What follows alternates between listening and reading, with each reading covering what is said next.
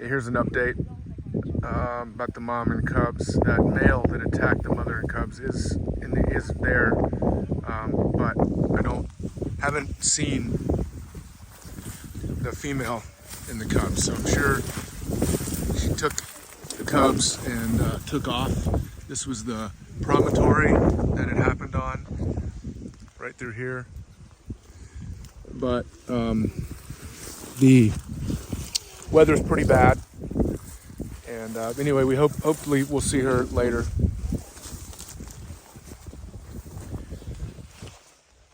But I did notice a lot of people wondering about this infanticide and question of why bears do that. And well, it's been an issue that bear people, biologists and stuff have talked about a lot, trying to figure out why.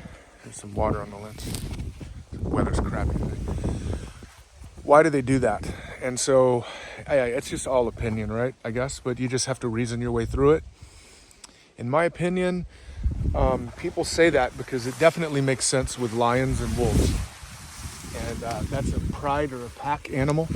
And so when you get a dominant male in a family, it certainly makes evolutionary sense and like genetic health that why would that new alpha male spend his time and energy raising the cubs of the old alpha male? So they kill them and then they bring her back into estrus, and it does a direct evolutionary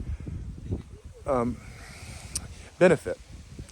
But when you look at bears, it's different. So first of all, a female bear, I've seen a female bear mate with 9 different males in one day.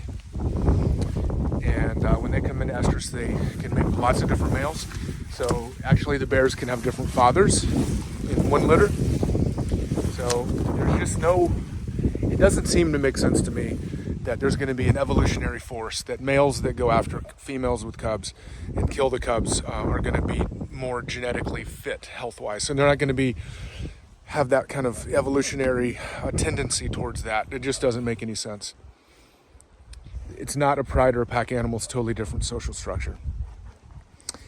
But the things that I have seen are when an animal is small and acts like prey, the bears will treat them like prey. So I've seen beavers get out and kind of get stuck, or say a small seal that's stuck in the estuary, or a muskrat once. Some small animal like that, the bears are going to see it as prey, and they just kill anything that they can. And so, yeah, it makes sense. There's a difference in a bear between a bear cub and a beaver, as far as like what you can kill and eat. It's small, it's running away.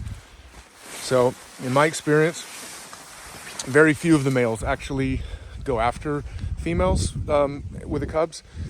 I would say about 1% of the bears, the big males, maybe 5%, actually are what I would call cub hunters. And then they actually proactively stalk, hunt, and kill mom and cubs. And that's kind of a skill that I think that they get. It's not something that their mom will teach them how to kill cubs, but it's something that they can learn if presented with, say, an abandoned cub or a separated cub or that kind of thing. So just, bears will learn something is edible in food, and then they just never forget it. So when presented with the opportunity, I think they can become, say, called a cub killer, a cub hunter. So that's just my opinion and the opinion of many other biologists and bear guides and things like that. And then it's reinforced by the fact that we have seen, I've seen females kill cubs, for sure. And when they're presented with that opportunity, they can go after cubs and eat them. Sometimes not all of it, but will. But almost all the times that I've seen, and I've seen it a number of times, cubs get killed. They do get eaten. And the other thing is that, in my opinion, well, I've always heard from biologists and stuff that females with cubs, when they lose their cubs, it can take them like 2 weeks to going back into estrus. So that's a heck of an investment. So maybe he'll catch up to her in 2 weeks. And I know that if she did come back into estrus, because it did happen, say June 1st or May 15th or 10th or whatever, that bear's not going to be the only one that's going to mate. And so he may just be benefiting another male's cubs, another male's genetics. So it would just get diluted down. There's not really an evolutionary sort of force that would go towards that behavior. Now, consciously, are they thinking, oh, if I kill her, then maybe I can mate with her? No, I don't think they think like that. But they do think like, if there's something that I can eat, I'm going to go get it and I'm going to eat it.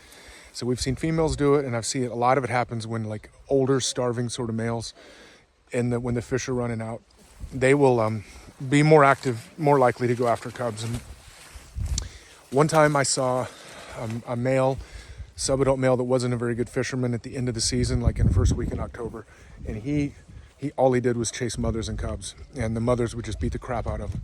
But one female, old female, small female with 3 cubs, he did chase her across the flats, caught up to her, and in the fight that she put on to defend the cubs, he actually killed her. He forgot about the cubs, and she was the carcass, and he fed on her. So it's just a predatory thing. The bears eat bears that they can kill sometimes. Some do it more than others, and they get good at it, and some don't. So that's my opinion of why, and the opinion shared by many, that infanticide in bears is not as simple as it is in lions and wolves.